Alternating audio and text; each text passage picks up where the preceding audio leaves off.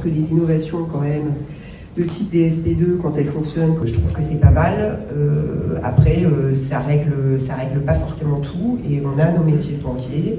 Encore une fois, ne pas surendetter un client, etc. Le cœur du métier de banquier doit rester bien au centre et bien maîtrisé par des gens qui connaissent leur métier. Alors, chez Revolut, le crédit récent, on est un peu né dans la DSP2 et la technologie. Donc, on a une approche qui est effectivement très technologique. On va avoir un parcours très court et une décision instantanée, ce qui veut dire d'être capable de récupérer beaucoup d'informations fiables automatiquement. Et donc là-dessus, évidemment, les informations publiques sont extrêmement clés. Donc nous, 100% de nos crédits sont octroyés avec de l'open banking, parce que tout n'est pas parfait. L'appétence des clients, la réticence éventuelle pour donner des informations, ça peut être très culturel, notamment en Allemagne, il y a beaucoup de gens qui sont réfractaires à ça. Donc effectivement, on se coupe d'une partie de personnes qui ne souhaitent pas utiliser la solution.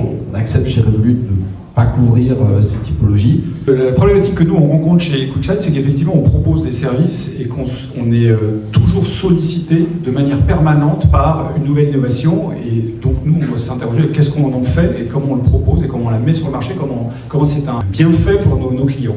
Pour transformer la question, je dirais quelles sont les technologies des 10 dernières années qui sont passées à l'échelle. Je dirais que la signature électronique testé entre 2005 et 2010 auprès de tous les établissements de crédit à la consommation. Entre 2010 et 2015, on va dire que c'est le temps du déploiement, et à partir de 2015, c'est devenu une commodity. Ça, c'est diffusé, c'est un succès. À l'inverse, je m'interroge, je ne vais pas me faire que des amis, mais sur le rôle de l'open banking dans le monde marchand, que les choses soient claires, pas dans le monde feutré de la banque. Dans le monde du crédit marchand, où on va chercher l'instantanéité, l'open banking, on l'a vu émerger dans les 10 dernières années. Mais je ne trouve pas que dans les grands parcours de nos grands clients et établissements de crédit, ce soit prégnant que le score, la décision de se passer d'un bulletin de salaire passe par l'open banking aujourd'hui. Donc c'est encore en cours de test, ça ne veut pas dire que c'est définitivement chaos. Le succès, pour moi, n'est pas là.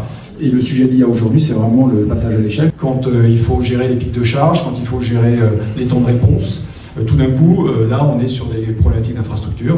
C'est des vrais challenges. Voilà.